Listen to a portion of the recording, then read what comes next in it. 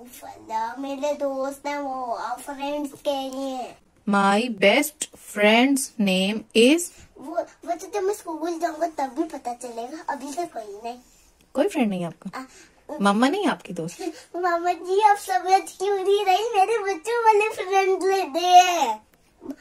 Mummy तो हर हाल में दोस्त है। आप तो हर हाल में दोस्त है। मैं कह रही हूँ आप समझती क्यों नहीं कि मैं बच्चों वाले फ्रेंड्स कह रहा हूँ। बच्चों वाले फ्रेंड? हाँ आपके कोई बच्चों वाले फ्रेंड्स नहीं है? नहीं।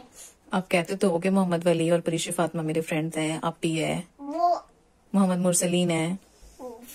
मेरे दोस्त हैं वो फ्रेंड्स के लिए। तो फ्रेंड्स को ही दोस्त कहते हैं, उर्दू में दोस्त कहते हैं, इंग्लिश में फ्रेंड्स कहते हैं। कौन है इनमें से बेस्ट फ्रेंड आपका कौन है? मैं बड़े बच्चे कह रहा हूँ। बड़े बच्चे तो भैया है। भैया है, मामा या बाबा है? बाबा जितने बच्चे कह रहा हूँ। बाबा जितने बच्चे? बाबा अभी बच्चे हैं कि बड़े हो गए? बच्चे अबू जी के। बाबा अबू जी के बच्चे हैं।